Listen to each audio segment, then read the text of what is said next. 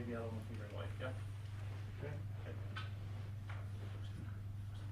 90 minutes. Play.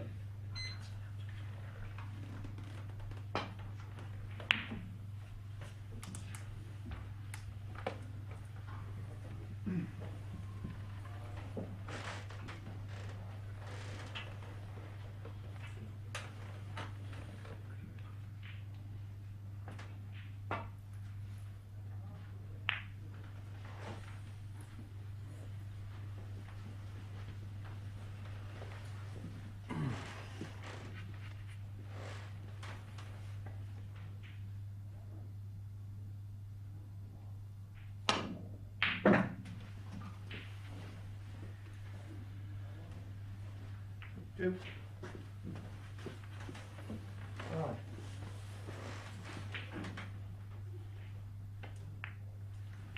Seven.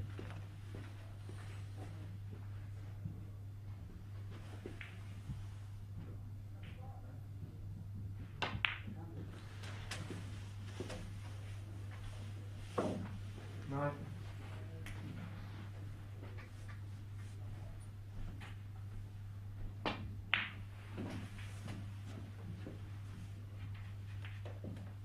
11.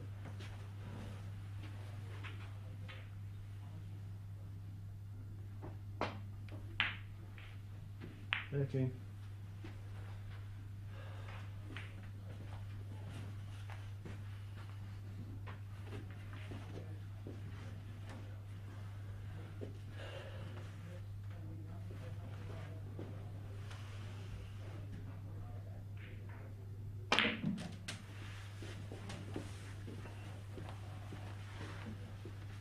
16.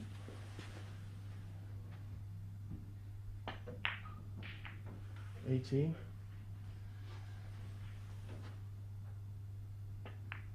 20.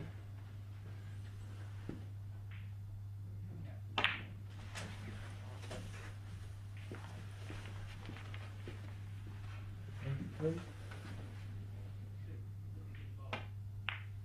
25.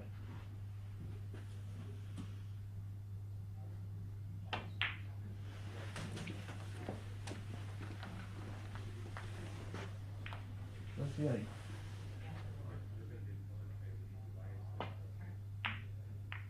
30.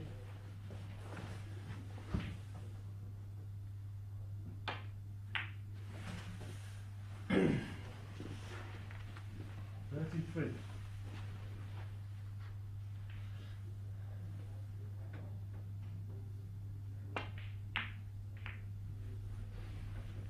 5.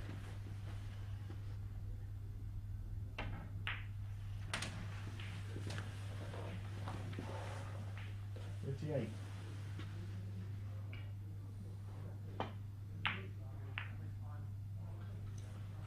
40.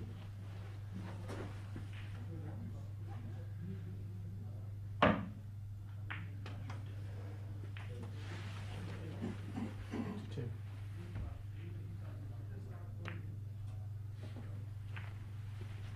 54.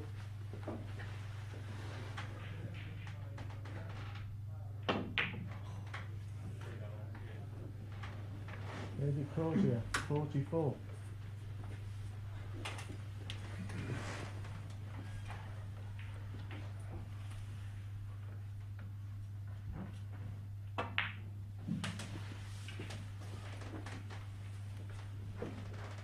3.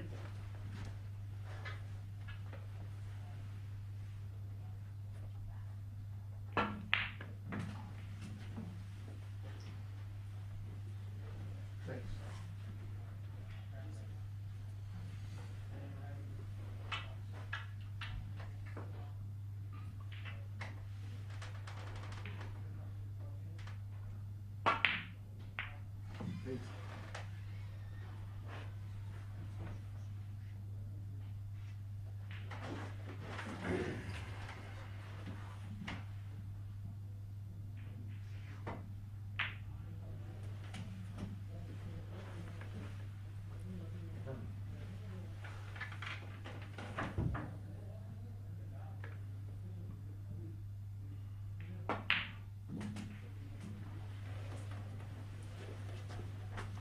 14.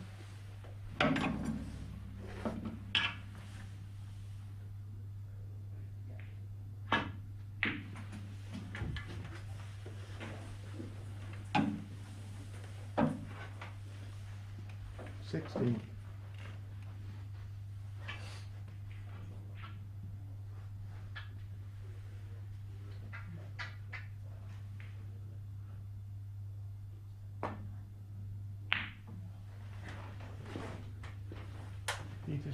16.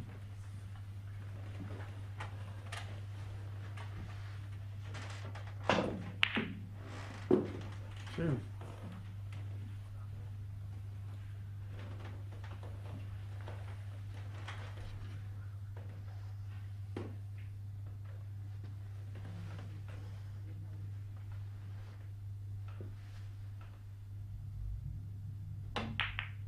4.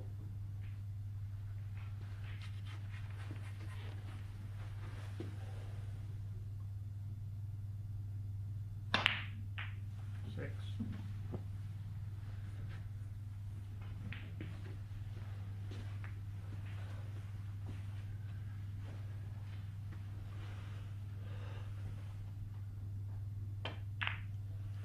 8.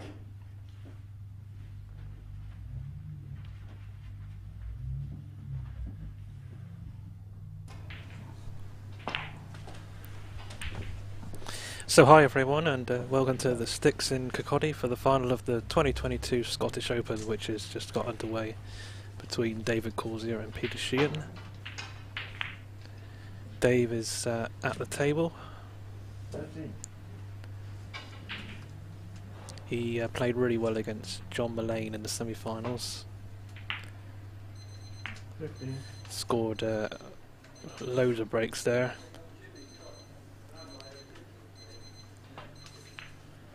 Peter Sheehan had a good win over John Marwood, who himself beat Rob Hall in the quarterfinals. So that was a good performance from John.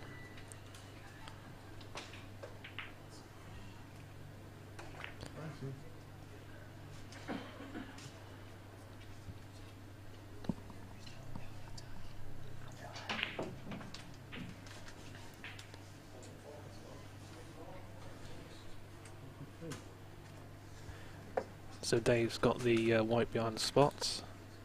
Once he pots this red, he'll set up top of the table position.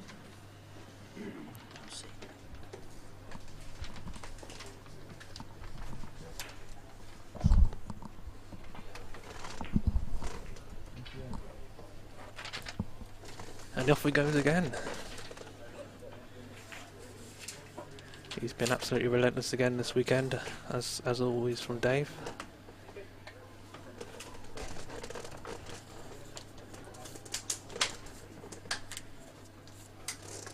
We had a slight issue in the semi-finals on this table with the Scottish weather causing a bit of a leak. Luckily it was away from the table, but that caused a bit of a delay, but certainly didn't affect Dave's concentration, that's for sure.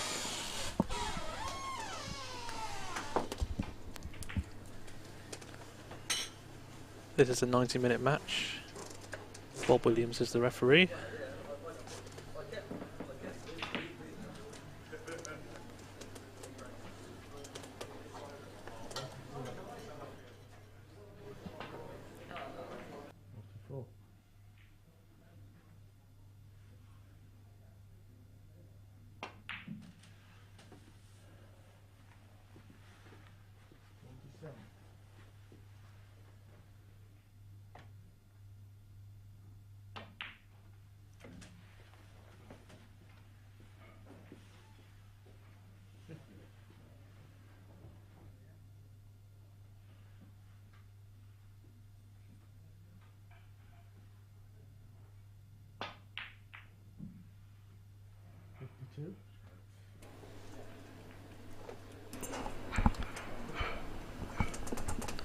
So I'll also bring in my co-commentator, Darren Clark. Hi Darren, how you doing?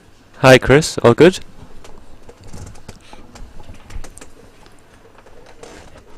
Yeah, looking forward to this final. Yeah, this is a repeat of the last final in Carlisle just before Christmas. British Open, which we saw on our YouTube channel. And, here's an interesting stat for you about Dave.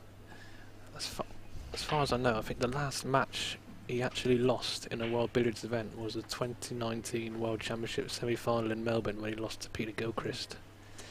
And I know we've had an 18 months gap due to COVID with no events, but that's it's been a long time since he's actually lost a game, and that must bring such a great amount of confidence, and especially when he's playing these other top players like Peter Sheehan and Rob Hall and Peter Gilchrist, who you can obviously test Dave, but he must be so confident at the moment. And I think that match in Melbourne was actually the only match he lost that year, so really in the last 3 years he's only really lost about one match.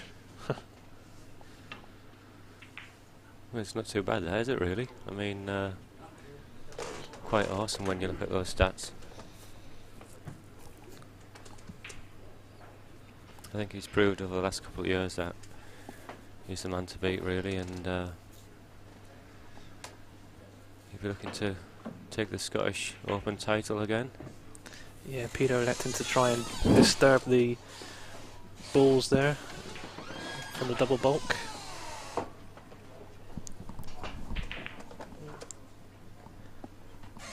Just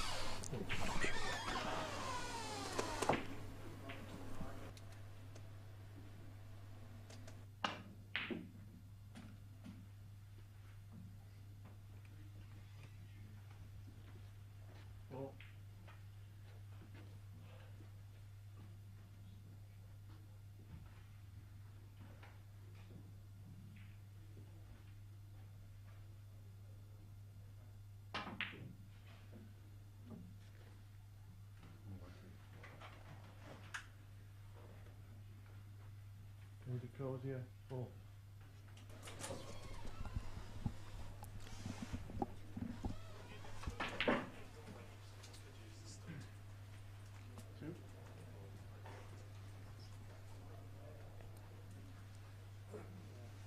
So this table was recently recovered within the last week or so.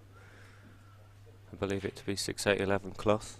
The club's had 9 recovers done in total, so the conditions have been really good for some good billiards. 2 Hainsworth match cloths and the remainder in 6-8-11.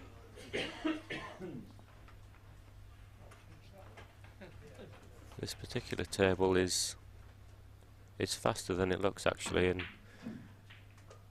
it's quite nippy in the pockets really, even though it's got a new cloth on. Obviously you expect the balls to slide in, but it's been spitting them out.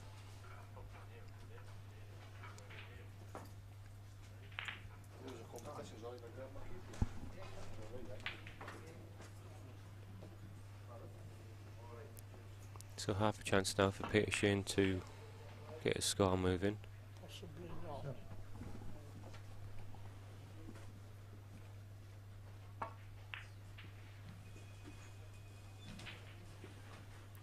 Looks like that's just dropped in. Can't quite see from here, but referee feels that one out, so break continues. Drop cannon now to knock the yellow behind the billiard spot.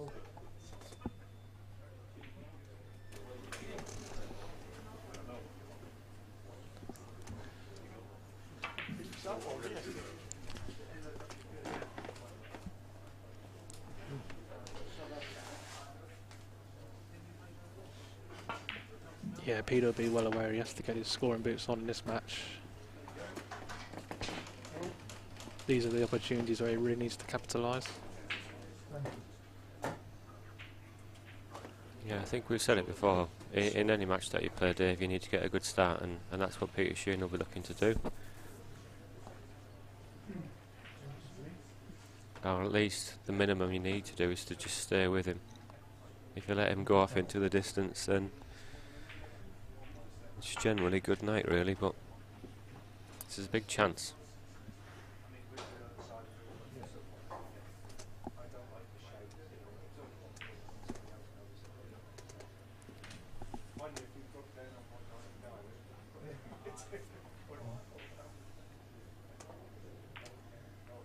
23. So it's got the object whites, the yellow in this case, right up behind the spot. So he'll just be looking to keep this sequence going, series of pots and cannons, and ideally when the yellow gets a bit closer to the top cushion, he'll try and get a cannon underneath it to knock it back slightly towards the spot. This is what we call floating white. 41.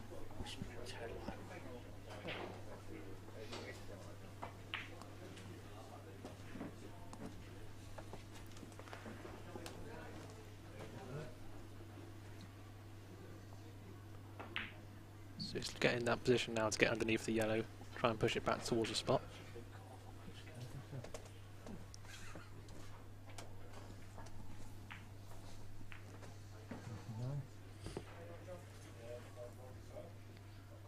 Looks like he's bumped that a little bit further towards the spot than he'd have liked. Oh no, he's okay. 54.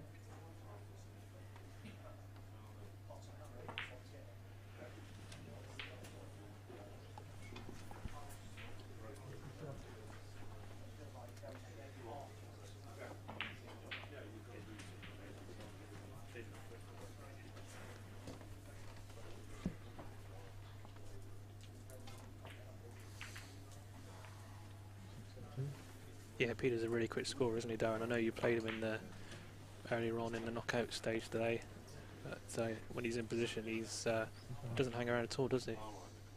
No, he's very good, and I think, if you're perfectly honest, actually, I don't think we've seen the best of him yet.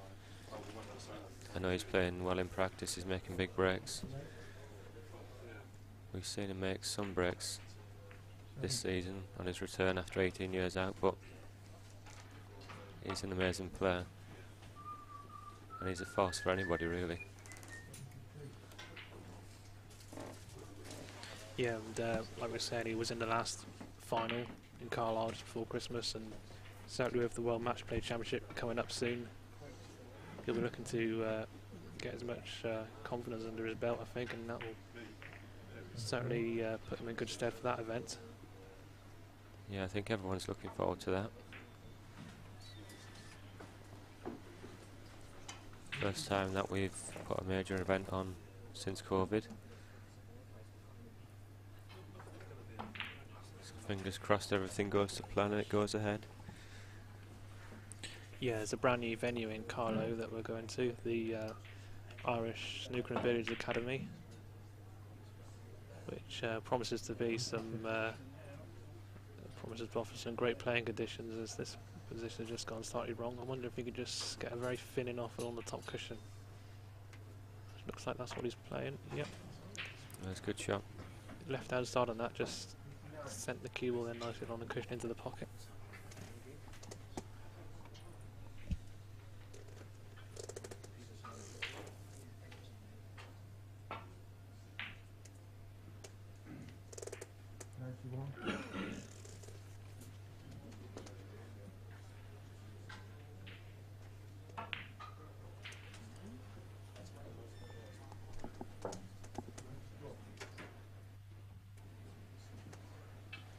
So a short Jenny now, left hand side on the cue ball as Peter looks, and he hopes to spin this cue ball into the pocket off the jaw of the middle pocket. That's what we call a short Jenny.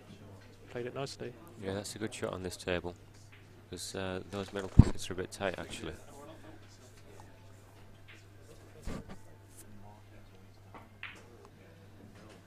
So this is exactly what he wanted to do. He wants that white to slow down now, I think. Looks to be okay.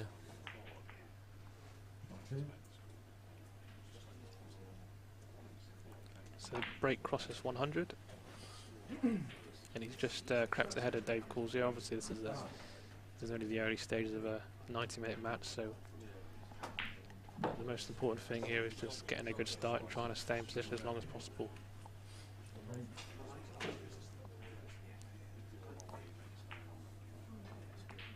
And Dave was at the table for most of the previous match, really, so anything that can sort of interrupt that flow really that Dave has, and it's going to be a good thing from Peter's point of view.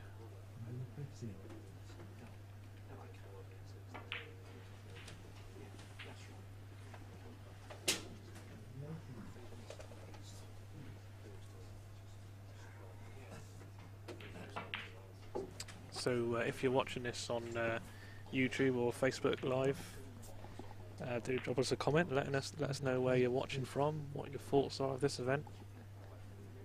There's been some great matches, 2 days of live streaming, which if you missed any of that, you can watch it back on our YouTube channel or Facebook.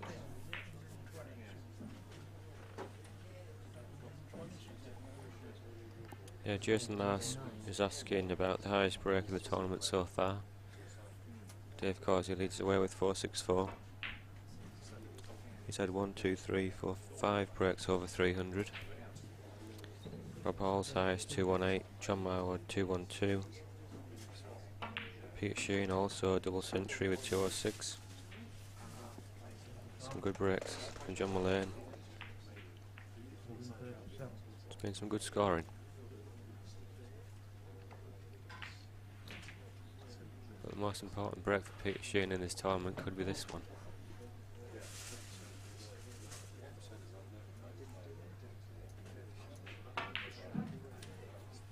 So he's just pulling that up because he wants to try and get behind that yellow and get it moving, I think.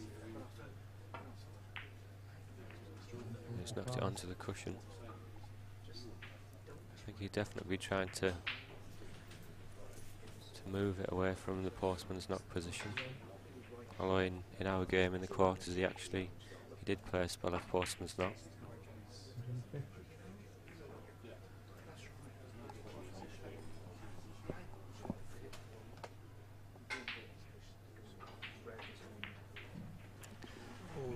Be disappointed to miss that.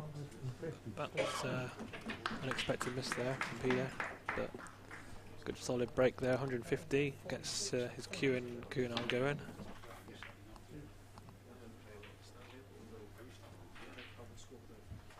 Dave's such a good player at recovery shots, isn't he? Really, you can just develop positions in no time at all, and be interesting to see how the next few shots go. He's got the white and bulk, which isn't obviously an ideal position.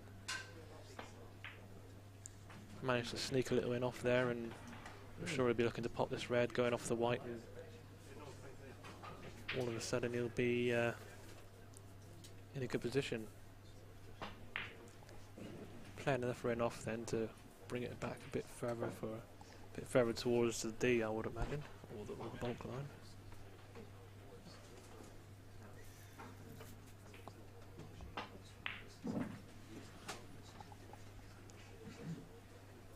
There's a comment on the stream from Jason Goodwin. Chris, your victor in the earlier match today.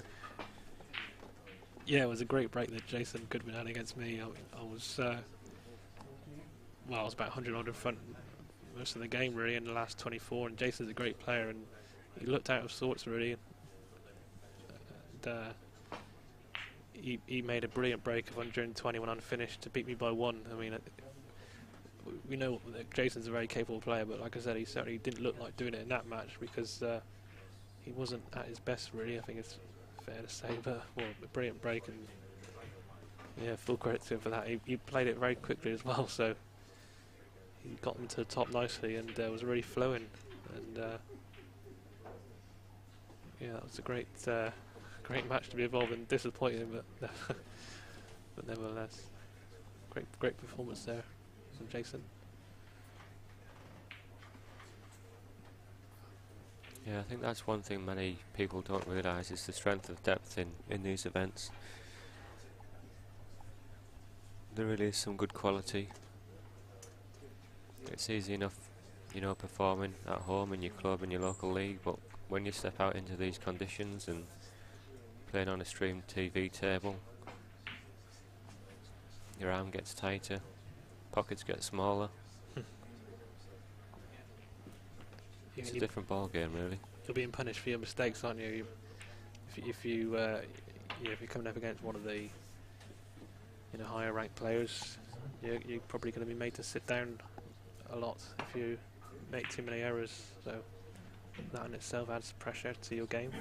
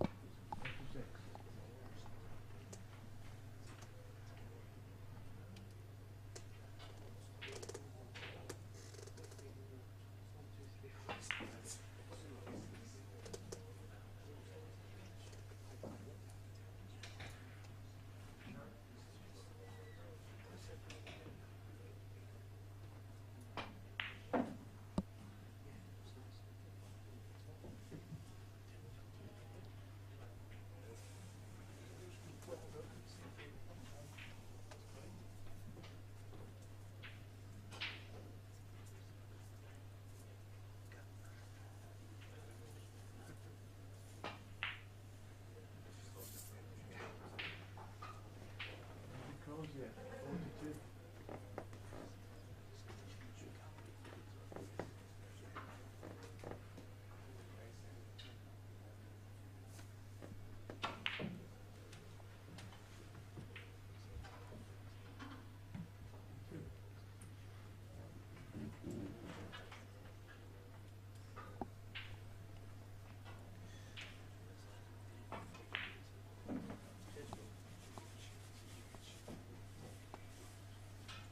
So a bit of back and forth so far in this final. Another chance for Peter Sheehan.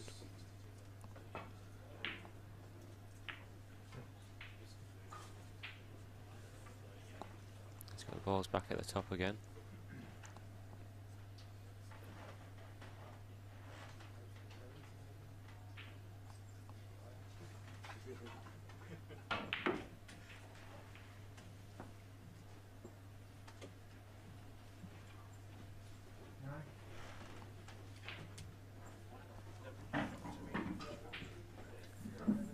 Wonder if you can get a thick run through cannon on this yellow to red and try and keep the balls together. Probably get another little kiss. Didn't quite see that from the camera angle, but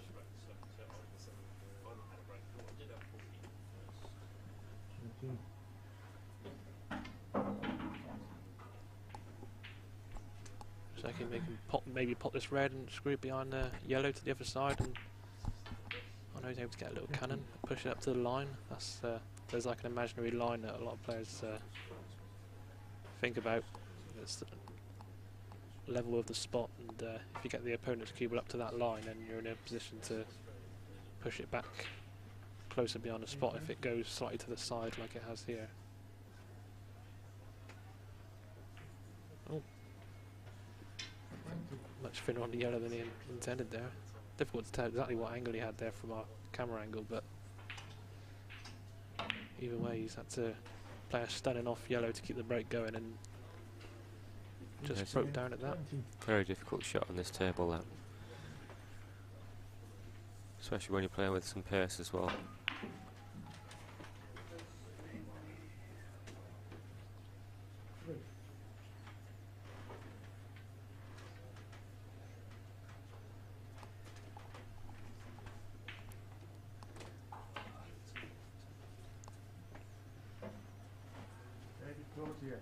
So another maybe uncharacteristic miss from Dave Causier.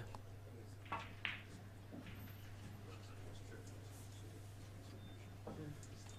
think Peter Sheehan's maybe had more chances so far than he expected, really, but he really does need to amass a nice break to get a lead on Dave.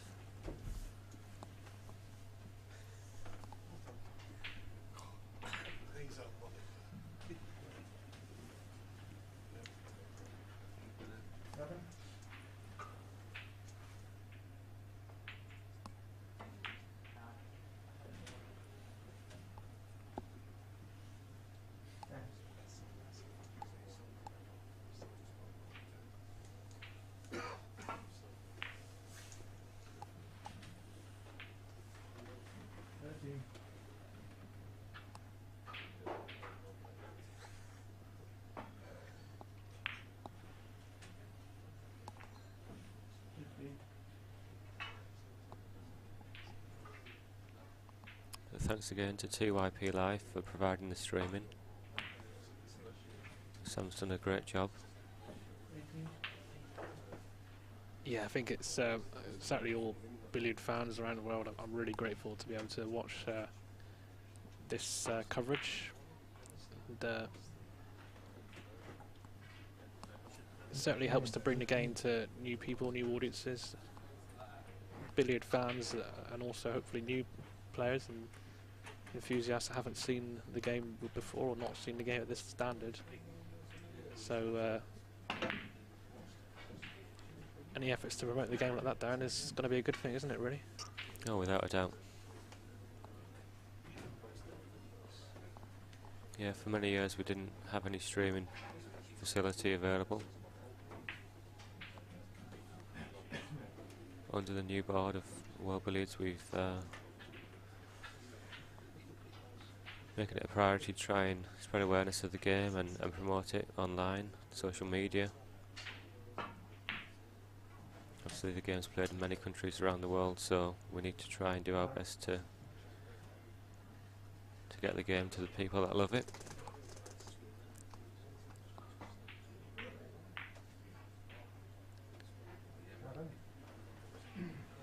And just sorry, Chris.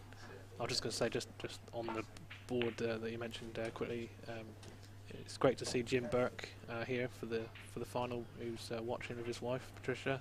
Jim does a huge amount of work behind the scenes, and it's great to see him here. We haven't unfortunately been able to see him at events as much as we would have liked due to various reasons, but you know, it's great to see him here today.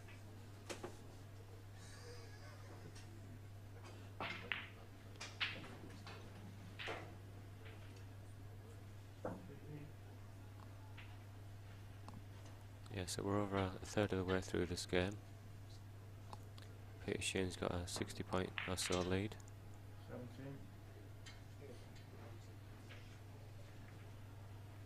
So he'll be looking to keep Dave in his chair as long as he can. 19. I think we saw in the British Open in Carlisle, Rob Hall made an amazing start against Dave. I think, was he 400-500 in front, Chris? Yeah, he was, yeah. I mean, he was, yeah. He looked completely in control, didn't he, of that match? And the way Dave came back at that, to turn that match around was incredible, really.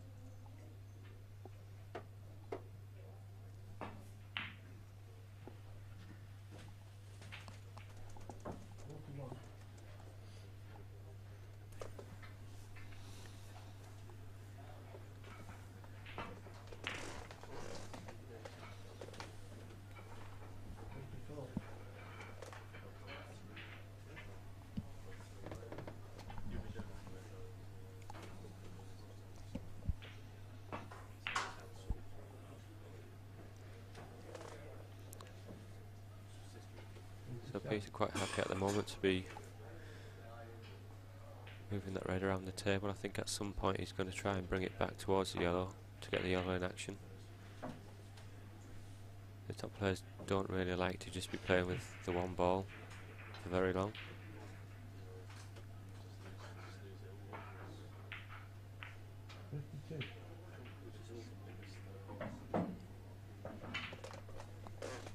screw cannon.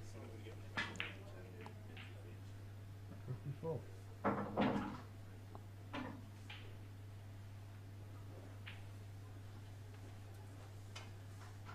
I'm not really sure from here if he can play the enough red in the middle and put the red. Obviously not. 55. Get a bit more difficult now.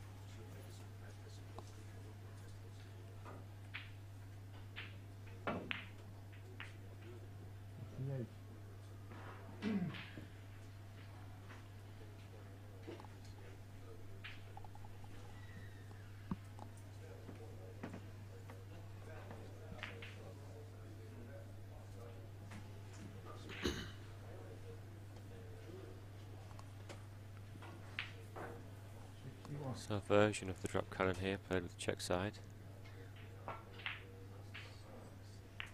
63.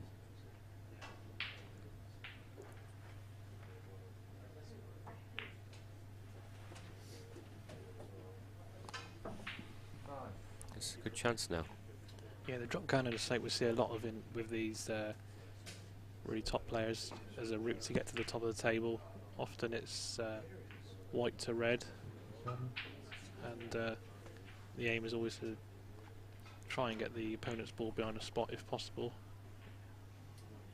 and leave a shot on the red, or a gathering, sort of a gathering cannon to leave the balls close together at the top cushion. But unexpected miss there. I mean, Peter's a very good potter, isn't he, Dan? A bit like Dave, and really can't afford to miss there, is that from his point of view. Yeah, I think that goes down as an unforced error.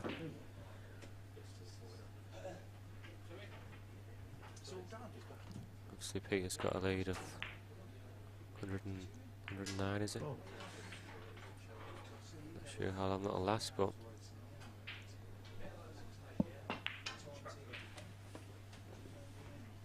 see that board sliding off the cushion there into the middle of the table.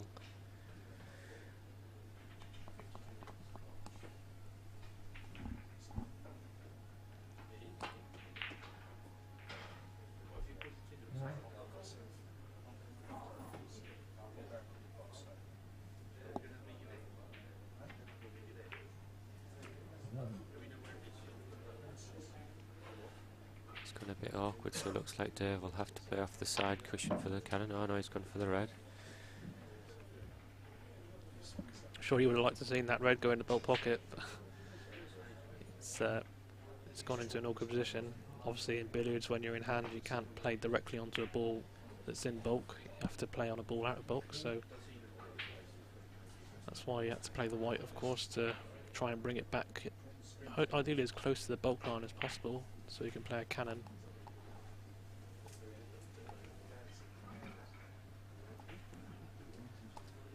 Looks like has it just crossed the bulk line? Looks like he may have double bulked himself there, so having to play a miss onto the side cushion. Didn't want to try and risk disturbing the balls there, because Peter's not really got much of a shot here, so playing safe onto the side cushion, which is still a penalty of 2 points, and Peter attempted that in off red, but it looked like it was very wide there, and it narrow angle along the cushion. It was, but the worst part for him is that he's stuck Dave up.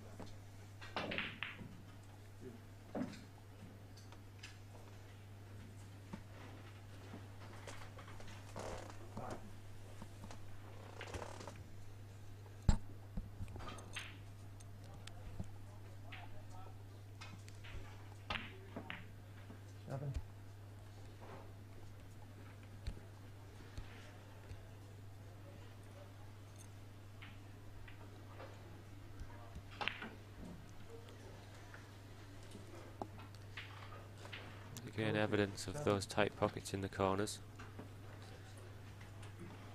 Played that with lots of side, but the pockets spat it back out.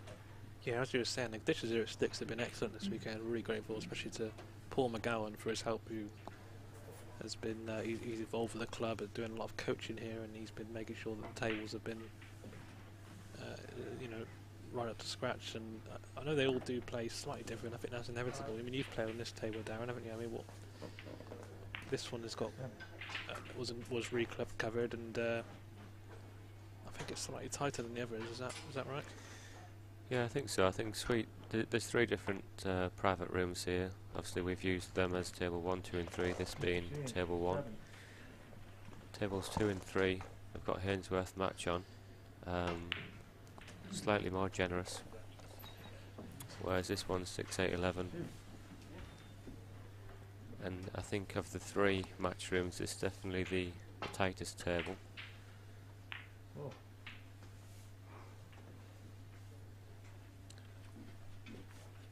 Obviously, it's great to be playing on these nice new slick cloths.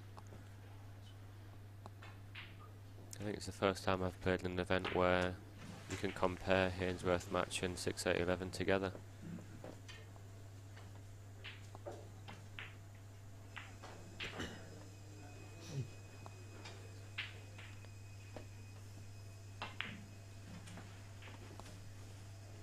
Yeah, exactly. And I think the thing that I really admire about these top players is how quickly they can adapt to different tables. You know, different speeds of cloth, cushions, the slipperiness, as we call it, of the cloth. So if you play screw or backspin, for example, it just generally gets a lot more response, whereas an older cloth has a lot more friction generally, and that makes you know, less reaction really from those type of shots. Yeah, I think you need a good touch to play on a slidey, slick, fast cloth, compared to more of potential club conditions where, let's say, you need to put your elbow into it a little bit. Yeah, if your touch is not quite there, it certainly shows up more, doesn't it? I think on these really fast tables, because especially at the top of the table, it's a different type of game, isn't it? Really, to try and keep the balls there. Anytime you hit, you know, fractions of side that you didn't expect to put on the ball, it shows, and that's why it's amazing to see these top players, like I say, Chris adapted so easily and playing well, and Dave obviously got the balls in a decent position at the moment. Not perfect, but he's keeping his score moving, and he's hot on the tail of Peter Sheehan.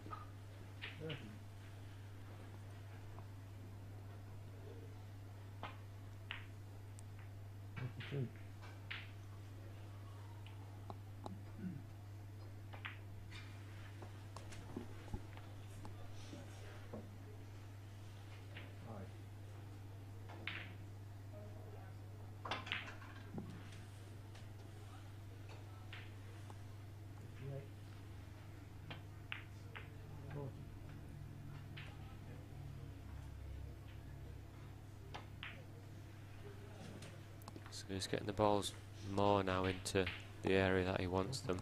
That white's still a little bit wide, I'd suggest. He'd like it closer to the red.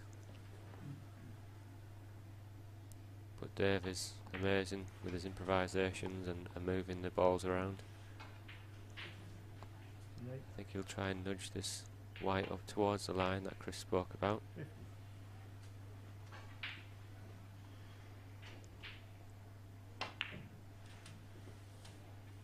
Now he needs that to slow down.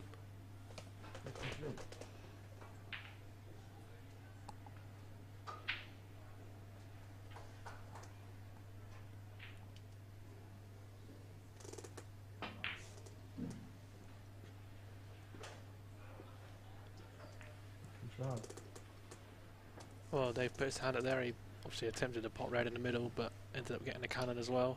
Missed the pot and got the cannon to keep this break going. Still got a shot on the red. Obviously the white is, as you can see, is in bulk, so he'll be looking to see how he can get that out of bulk as soon as possible.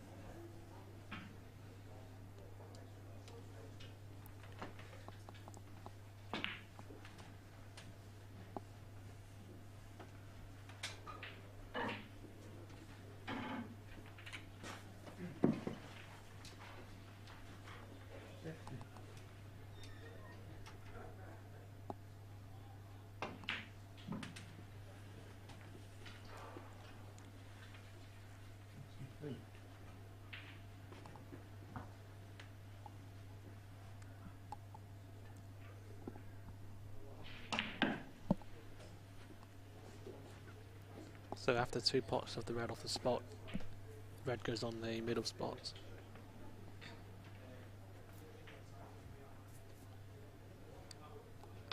And now that he's potted the red off the middle spot, you can position the cue ball in a position where he can go in off the white and bring that out of bulk. 'Cause like I was saying, obviously, for those who maybe not so familiar with the game, when there's a ball in bulk and you're playing from in hand, you can't play directly onto it. So we had to get that ball out of bulk really as soon as possible to keep this break going.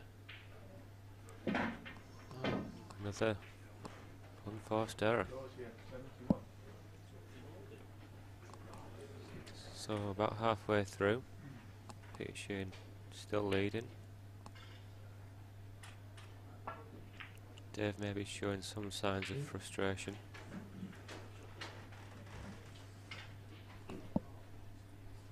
Yeah, from Dave's point of view, that was a sort of regulation shot really that he knows that he can't really afford to miss, but he won't be too concerned with the score, of course, at this stage. I mean, it's not much in it at all, but he knows that Peter is capable, so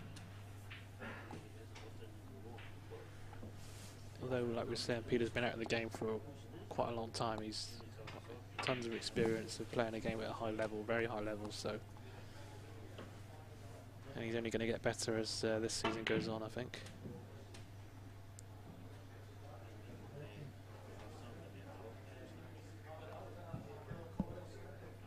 Yeah, I think even though he's not made any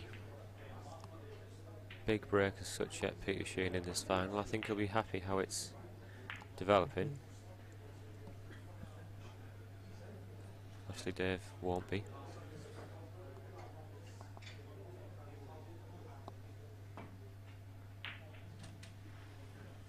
Peter Sheehan will be looking to just keep Dave sat in his chair and keep his score moving.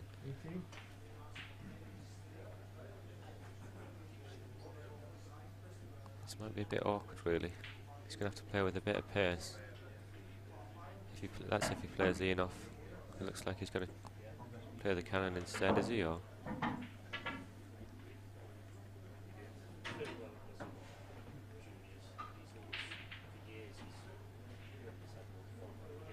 Yeah, out comes the long rest and cue extension, so he'll be hoping for a shot off the yellow after this.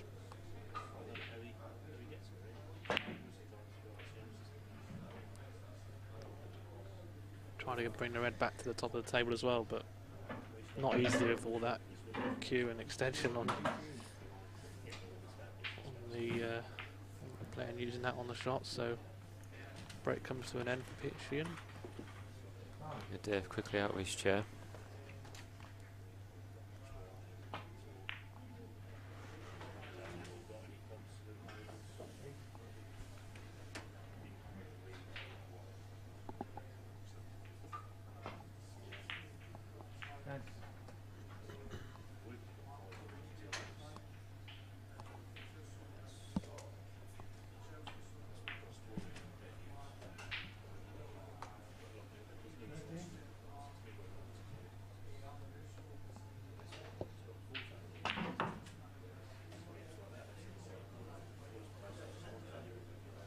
So just bring that yellow up high to try and push the white down.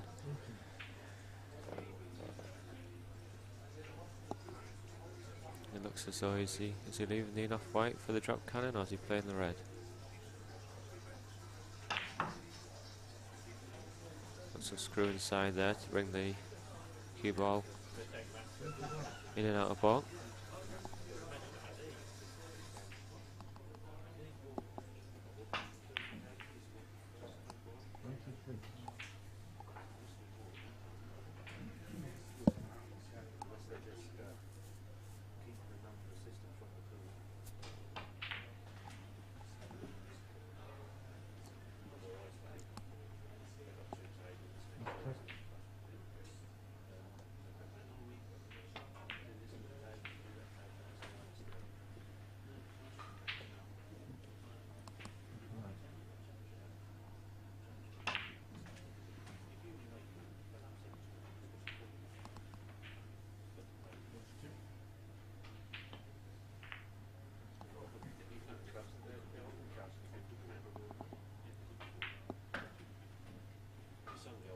Dave is leaving the cue ball on a position there near the middle pocket, and it's on a natural angle for a half ball and off. If the cue ball's in a position where on an imaginary line from the red spot to the middle pocket, you've got that half ball and off. And if it's either side of that line, you can narrow the angle or widen it using side or a bit more pace. But those are sort of shots really, if you're learning the game, that you should set up and practice, not just to get the shot but to try and control the object ball as well.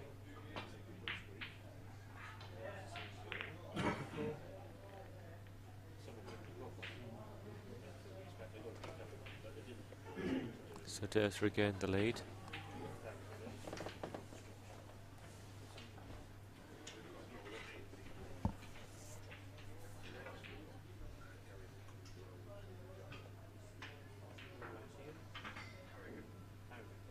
We're looking to avoid the cover here, I think. Is it full in the face so he didn't get stuck behind that white on the cushion, the top cushion as we look at it.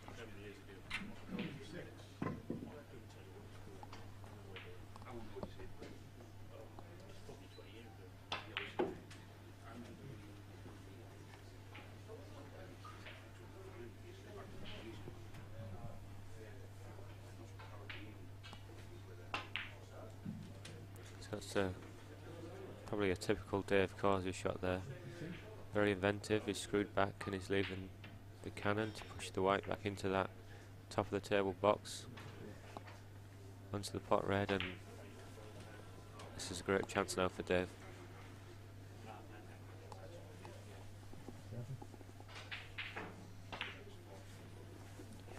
Yeah, playing that pot there, he's just played, not screwing back miles, just keeping it close in. And then he can got much more control over what he's doing.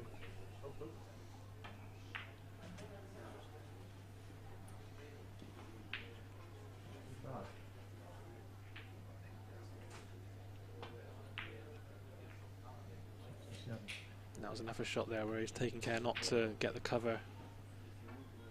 Got the red on the top cushion, and that's allowed him to follow with a cannon.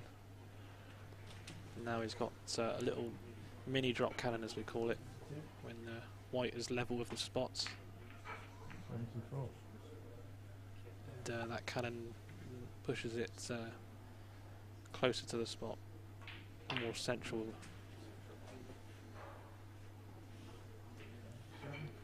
He's going to play that again now. Now it's virtually central behind the spot, and the ideal position really.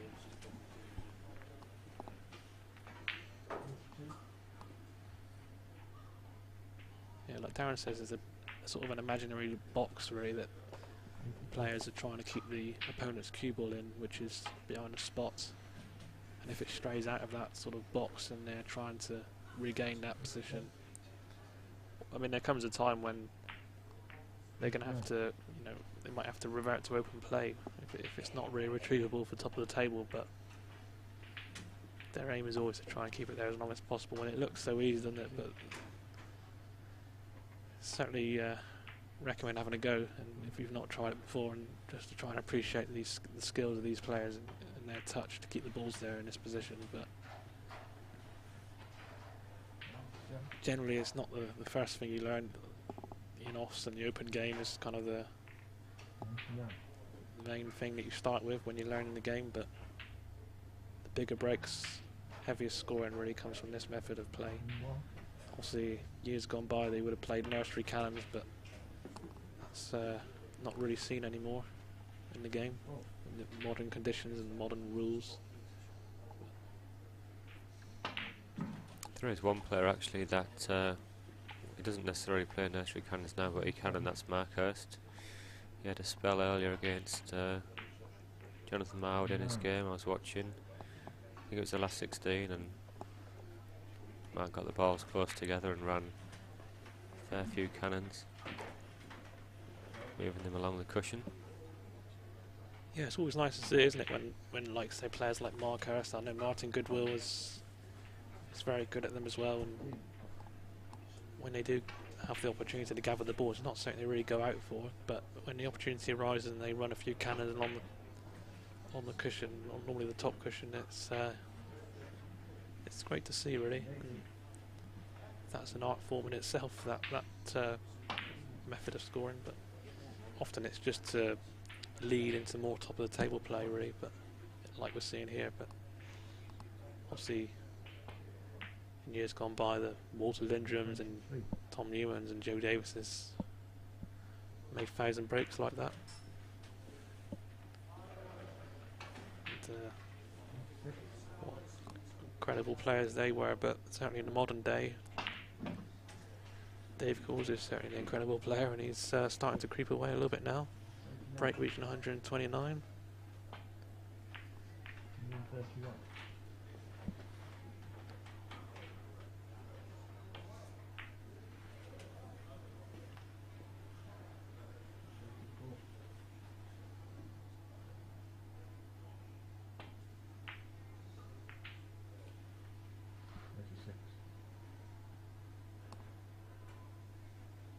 It's gone a bit awkward now, so I think he's definitely leave the little mini drop cannon here. Just plays enough there, and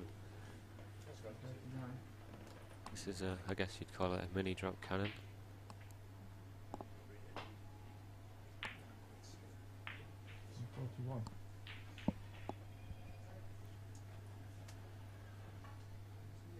So they're about 100 points now in the lead. With 32 minutes remaining. 46.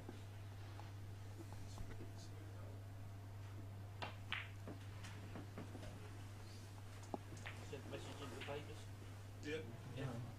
Well, so they'll be around to interview you in the morning. 51.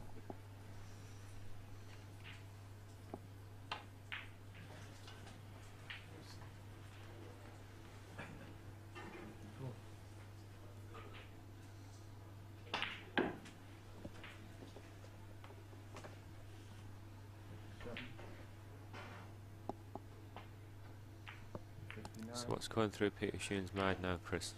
Obviously he's sat there in the chairs watching Dave on this break. Passes the 160 mark.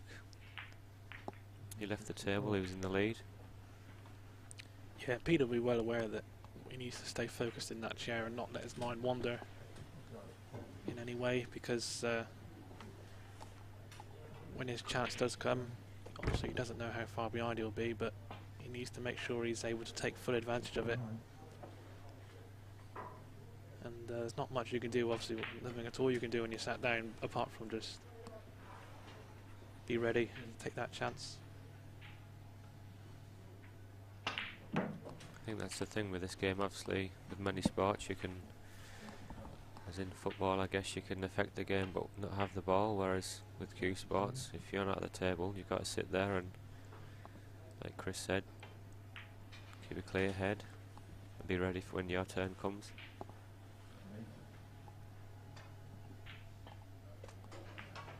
That said, I mean it's difficult when you're playing these top players and they get the balls into this position, you can't help but fear the worst really.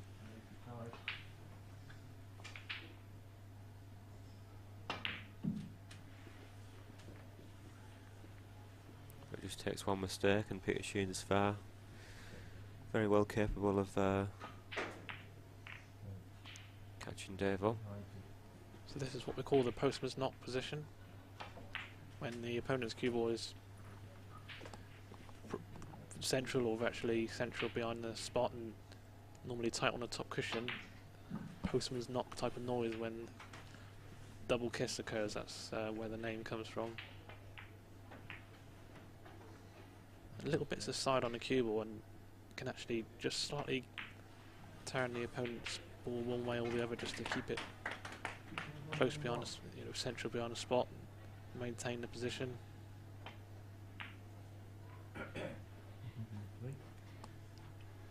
But there comes a time when players may elect to bring the white off the cushion and revert to floating white.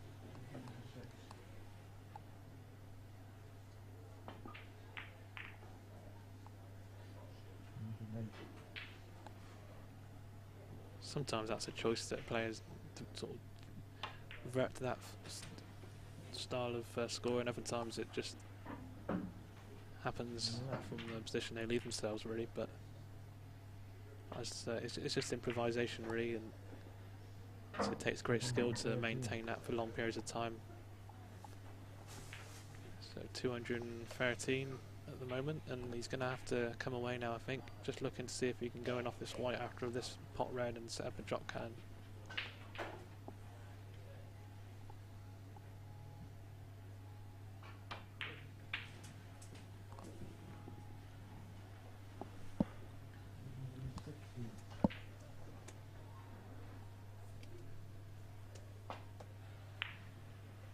So up goes the whites, and there's no sort of exact position that the players leave themselves. Drop cannons can sort of be very varied, really, but generally when the red's on the spot and roughly that area of the table, sometimes you've got the angle and the position to get the white beyond the spot. Other times it might not be on, or you might have to play with running side or check side. So it's all these variations.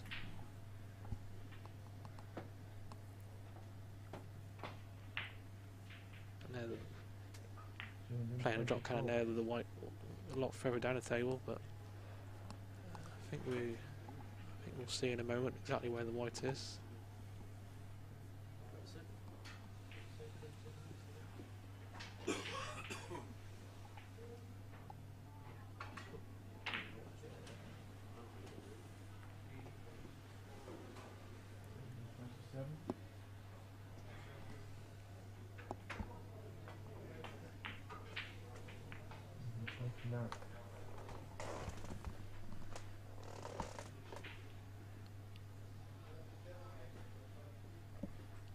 So a bit of an awkward position now. Is Dave going to? Yeah, he's pushed the white up the table. He's going to need to reset the positions, as it were. I wonder if we'll see the other route to the top of the table, which is when the player goes in off the white, drop it behind the spot, and then pot the red. You may even be able to play a thick run through cannon here, knock the white straight behind the spot now and leave the red pot or in off. I think that's what he tried, Chris. It's gone a bit awkward, but I think he'll be able to screw this red into the middle. Bring the red up the table. Oh, he's missed it, so the break ends. Again, another little sign of frustration there from Dave.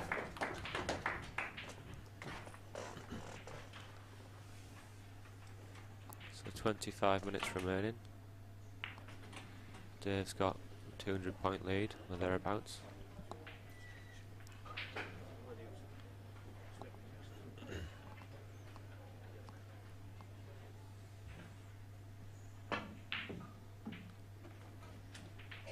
Red's got in as well.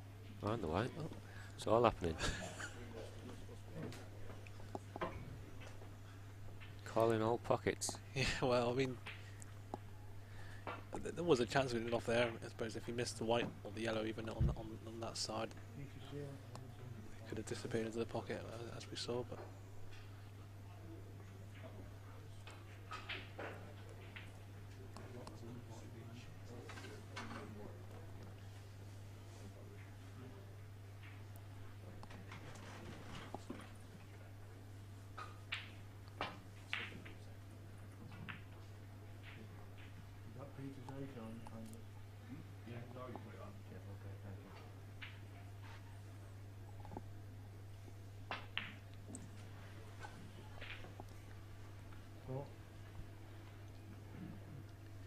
so if you're, as we were saying at moments during this stream, if you're watching and you're not familiar with the game, maybe it's the first time you're watching Billiards, there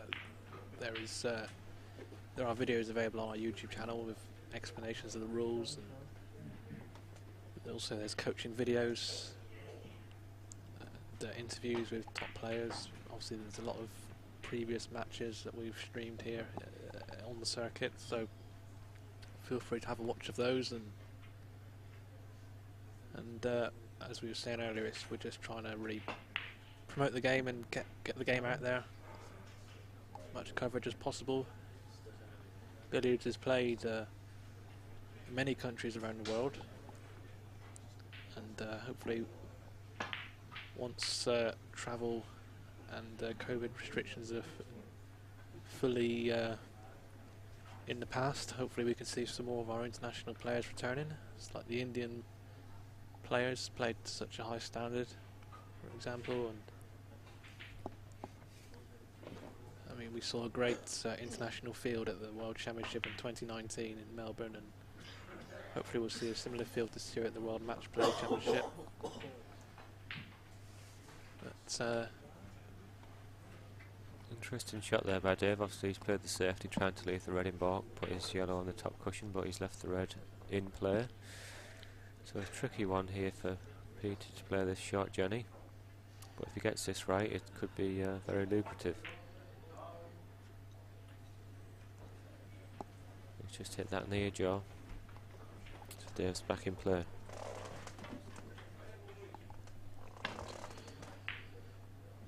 I can see that Ian Williamson is watching. Hi Ian. Ian was a great player in his day and he still is. Hope you're doing well, Ian.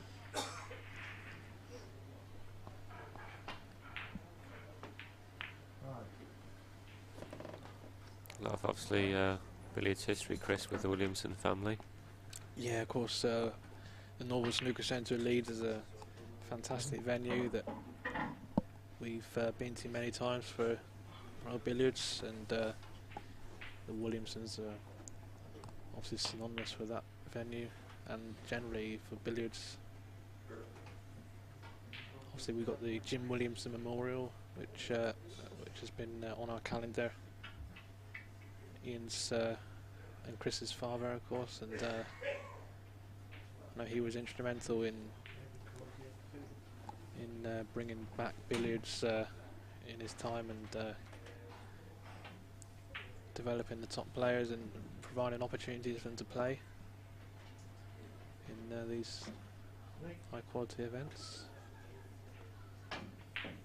Yeah, we look forward to returning to Northern at some point in the future. Great venue, probably arguably one of the best in the UK.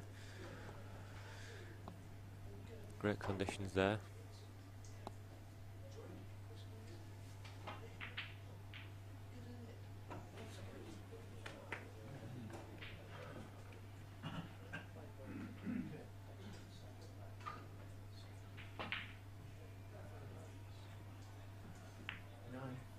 So Dave catches that cannon on the way back up.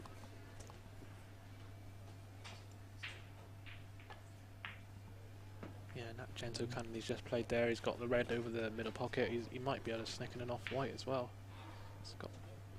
Just had a look at that. But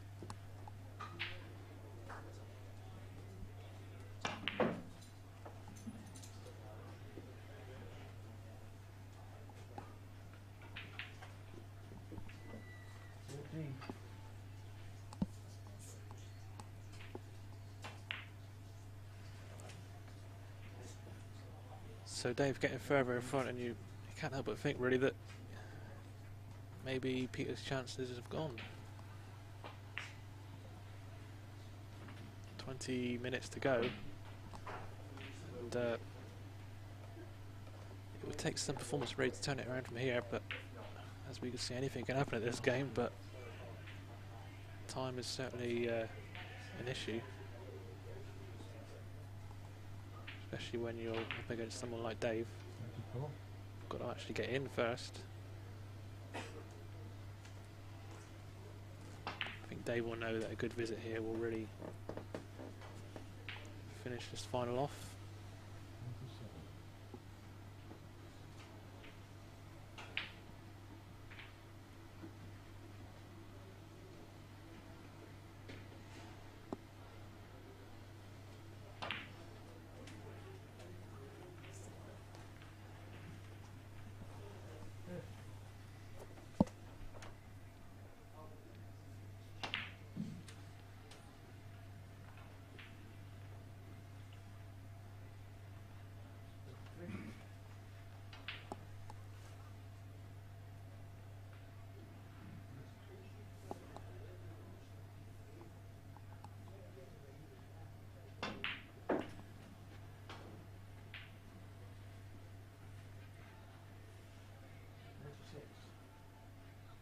So obviously lots of events coming up, Chris, in the next few months. Yeah, we're heading to Jersey next month for the Jersey Open. It's obviously part of the Channel Islands in the UK, and that's the first time that World Billiards have actually been over there for an event. So there was an EBOS event, which was the forerunner to WBL, but that was several years ago, and it's great to be back. So details are on our website, worldbilliards.com. As of all our events, they're open to all our standard ranking events, and we've seen some new players this season, which has been great, and I know their feedback has been, you know, it's a great billiards community to be part of, and there's not many players that can play at the standard that we're seeing now, but nevertheless, it's if you want to get involved, and why not put your name down and enter? It'll be a great way to meet new people, new players, and further your game. Really, there's nothing better than competitive play to improve your game. But we've also got the Irish Open in World Match Play beginning of April, and we're also heading to Belgium in May for the Belgium and European Open. So busy end of the season. It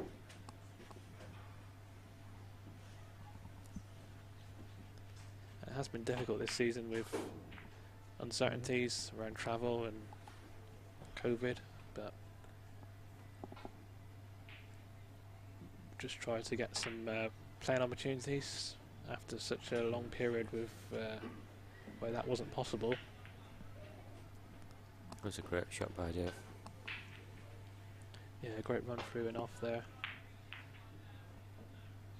72. That cannon there, it wasn't possible to get the white behind the spot, just mainly looking to leave a shot off the red. Now he's left himself that crossing off, natural half ball angle. No side really on that, just plain ball as we call it, and now he's sent the red up to the middle pocket.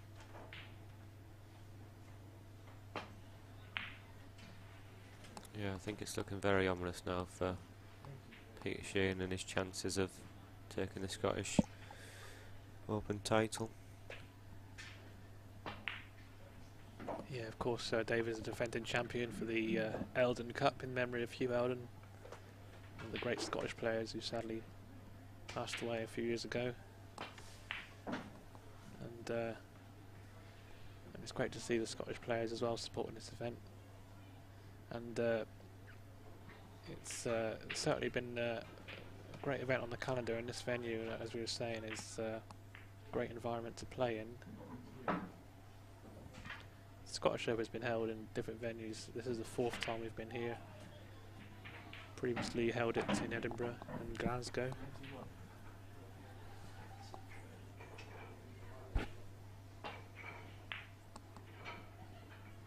Yeah, we've been very well looked after here, thanks to Sticks and all the members of staff.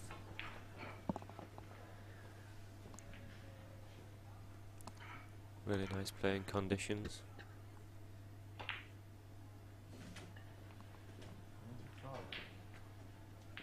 Dave just keeping it tight now. Safety shot coming up. He's double balked him, that's a great shot. It's very difficult to still score from here, Chris. Yeah, exactly. Yeah, I mean, Peter playing a safety miss. I mean, it is basically deliberate, but it's part of the game. That, and 2 points away for that to Dave. But he knows that Dave's got a tricky pot red, and any position after that would have been difficult to achieve. So that was why Peter played that safety, rather than trying to play some sort of shot to disturb the balls. But it's looking like Dave's title, really. I think it's fair to say, but there's still just under 15 minutes left, and we know how quick Dave can score, so It's not beyond the realms of possibility we'll see another break from him. Yeah, and as we were saying, if you're watching, why not leave us a comment on the chat and let us know your thoughts.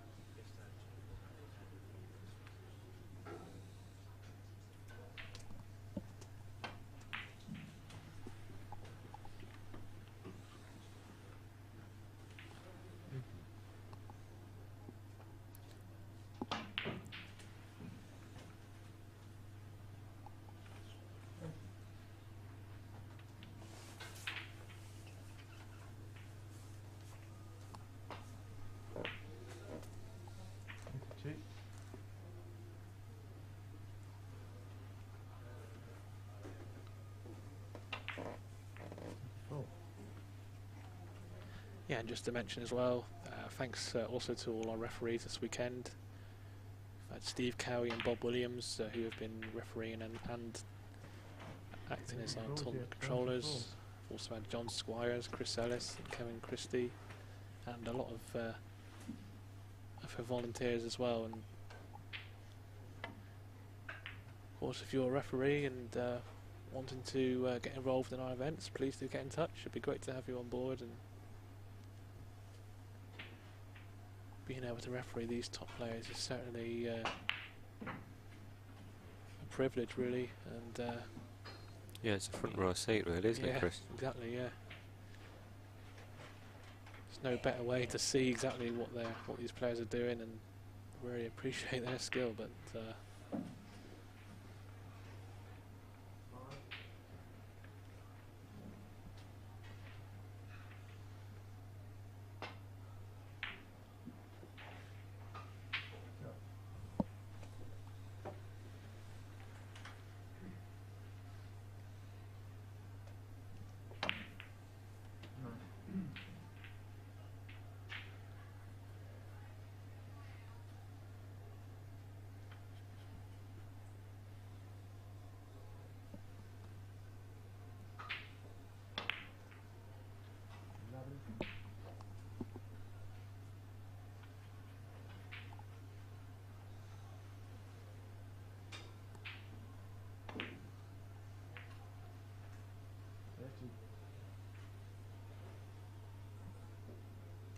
So this is turning into a bit of a victory lap now for Dave.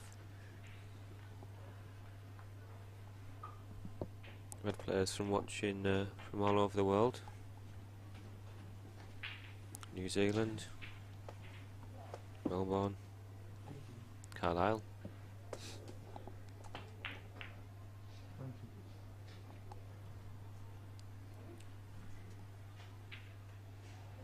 It's a big scene in Carlisle actually, Chris, isn't there? yeah, I was speaking to John Metcalf, who does a lot of work in snooker and billiards in that area, and he was saying they've got over 100 players, billiards players in that area in their league, which is brilliant.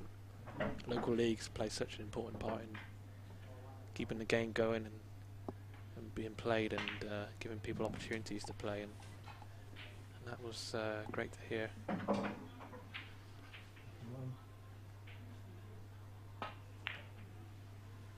Local leagues gives great support. Gives great support to clubs as well, because if you've got a busy local league scene, that's good news for the clubs in that area.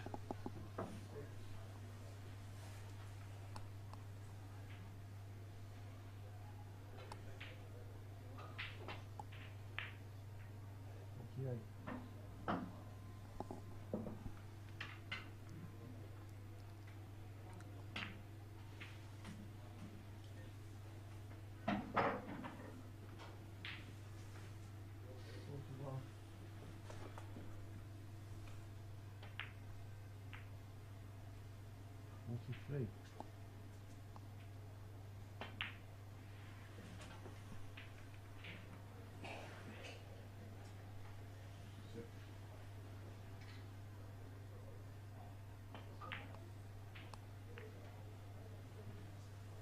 like you said at the beginning, Chris, I mean, stats of Dave's performances for the past few years, it's difficult really to see who's going to beat him.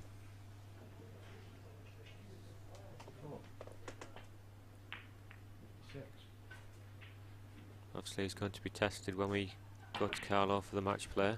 Slightly different format.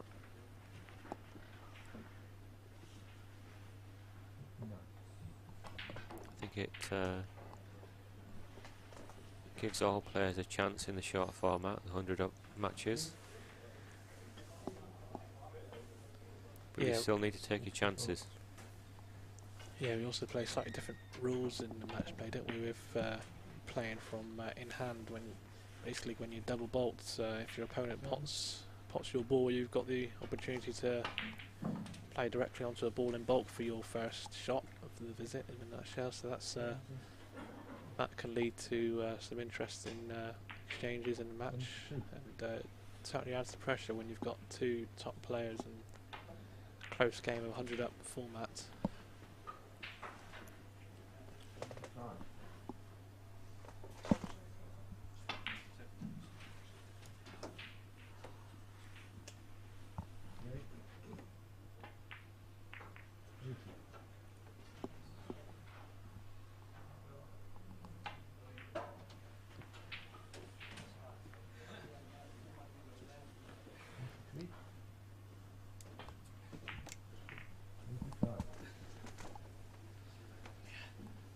Got a commenter from Melbourne, just getting light outside and a good way to start the day with some top quality billiards. Yeah, we certainly agree, and hope the weather there is better than what it is here.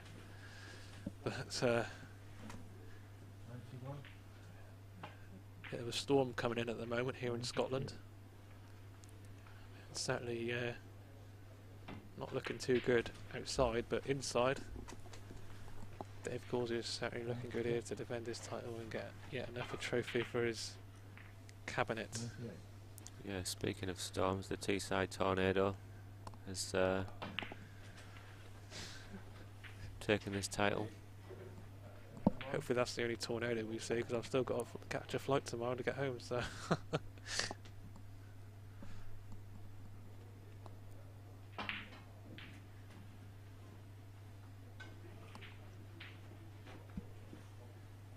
All credit though to Peter Sheehan. Great player, great to have him back in the game, and it's getting close for him, I think. He had his chances in this match. He maybe look back on a little bit of regret in some areas where he'd like to have scored heavier.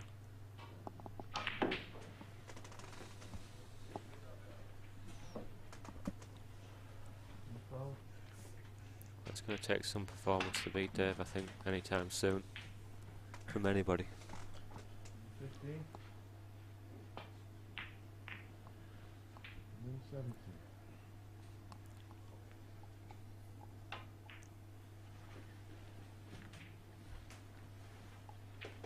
20.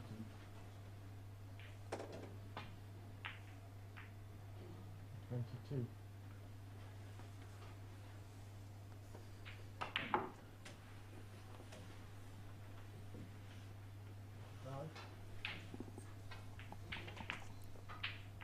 27.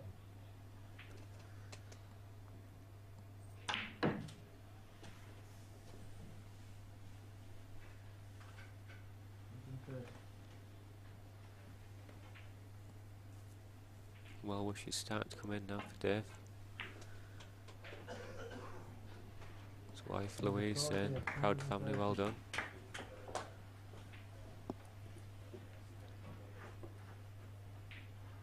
Chris Taylor's commenting that Dave Causier is an absolute machine. yeah, I'd certainly agree with that. I just think we'd like to see him malfunction now and again, Chris.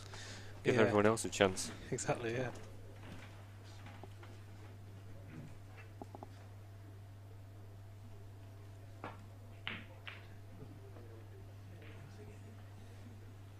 Sheehan, 6. 15.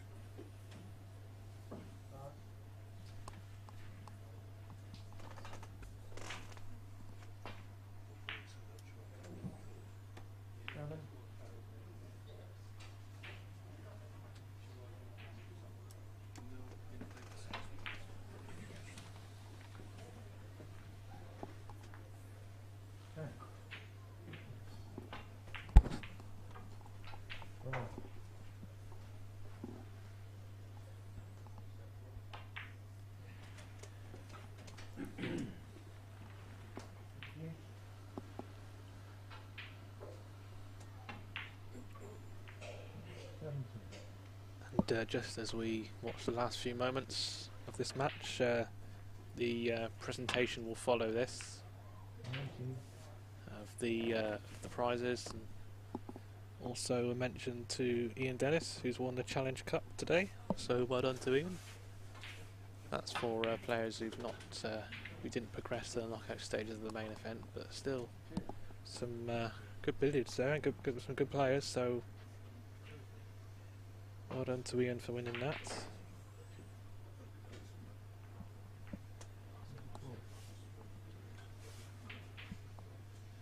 But this weekend again, Dave Causier just showing us what we're just so lucky to have someone like Dave really playing a game at this standard. And David Causier, 29. as he reaches 800 in this 90-minute match.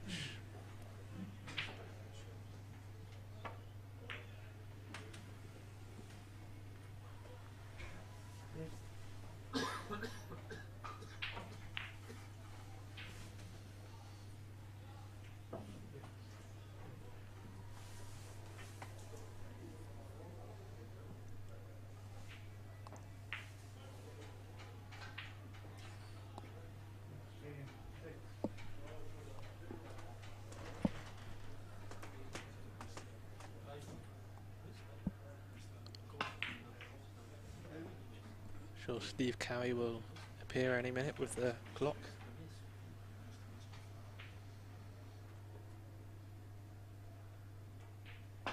Yeah, Steve's done a great job joining us from Australia specifically for this event.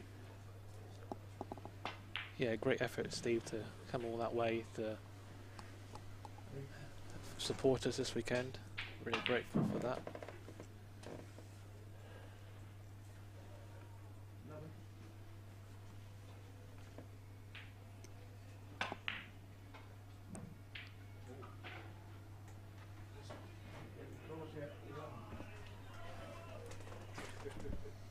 Sweet Caroline, Chris. Yeah. We have a few local members coming in, and hopefully they'll catch the end of this final. But Not sure on Sweet Caroline, but it's a sweet victory. You okay? Yeah, thank you.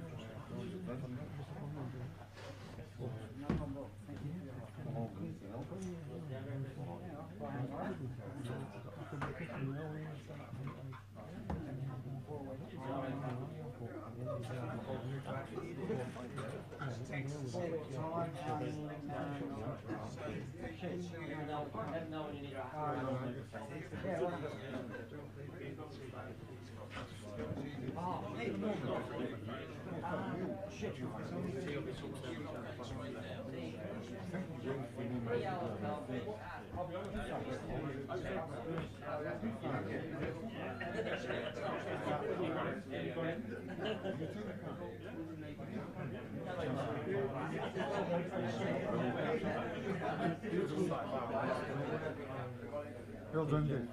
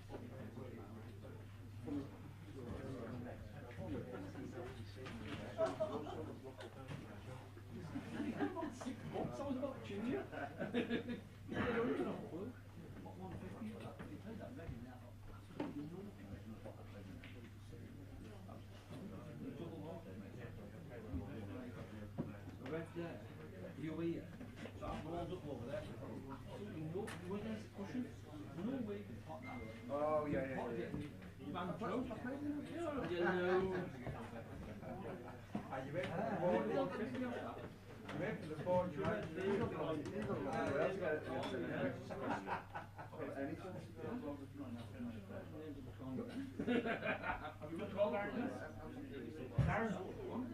to go.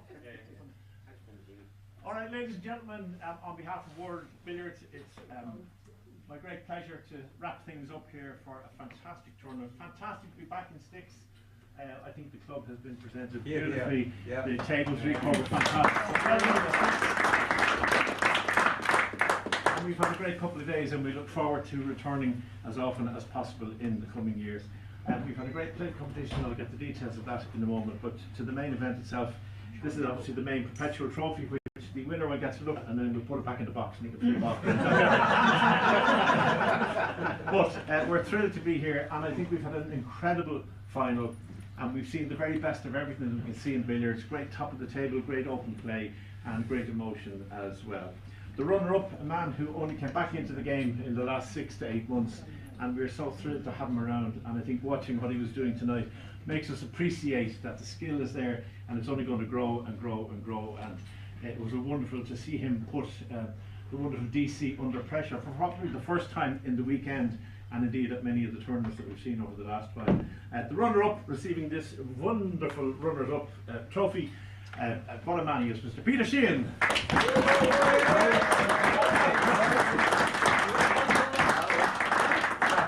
And so to the winner, and indeed the winner of the 5 tournaments that have been held this season, which is quite extraordinary. An amazing final that we had a water break, rain called off play, and then I thought the roof was going to come in, and I realised it was only actually Dave's breathing, but I thought it was the hell of a game. Huffing and puffing, the 3 houses were going to blow down. But it was wonderful to see Dave under pressure and to see him actually keep his head together and to play. And he'd like to apologise for throwing the cue on the table. It slipped out of his hand. He didn't make it. The money was only resting in his account. An incredible display. Under pressure to come and put a treble or a 236 and other few breaks as well. He seems to be unstoppable at the moment. I don't know where he gets the nerve from just to keep his cool. A fantastic display of top of the table and all round billiards, and I think sometimes we don't really fully realise the quality of the of the positioning. When you look like he's just throwing the arm in, but it comes down to precision and timing, and it's fantastic. So by the way, 2 things I want to say. I want to welcome Jim, who's here, Jim Burke. Jim, great to have you here. You've been missed, and thank you for placing your presence, and I want to congratulate an Irish referee who made grade 1 today, and that's Mr. Kevin Christie. And to all of the referees who gave of their time so tirelessly this weekend, fantastic, and even some of the markers who nearly got it all right. That's me I'm talking about. And also, of course, to a man who travelled all the way from Australia to be here for a couple of days. Our tournament director, Mr. Steve Cowie. Steve, thank you very much. So, ladies and gentlemen, thank you all for being here. It's my great privilege and pleasure to present to the 2022 Scottish Open champion, Mr. Dave Causier.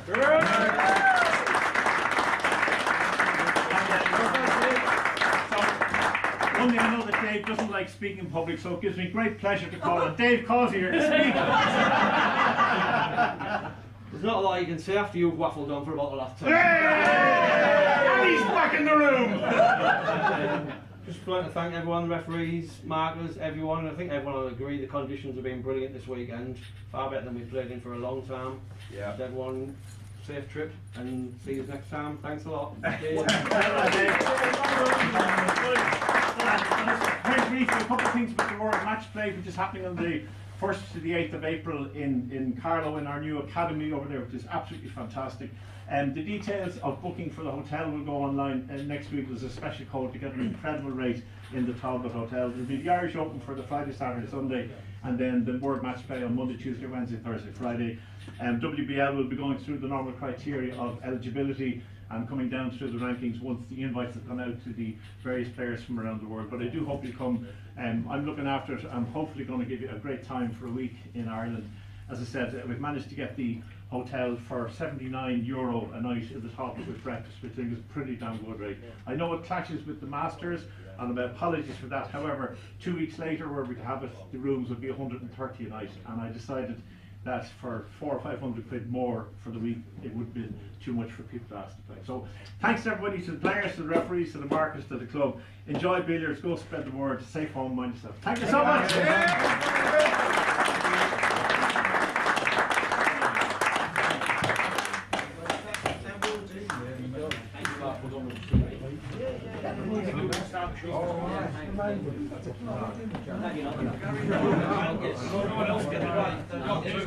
I was awaiting details of the place, the presentation place.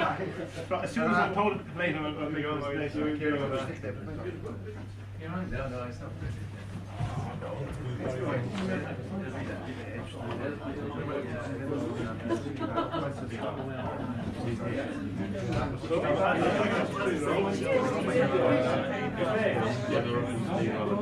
Okay, the runner-up in the Challenge Cup, ladies and gentlemen, is Steve Allen.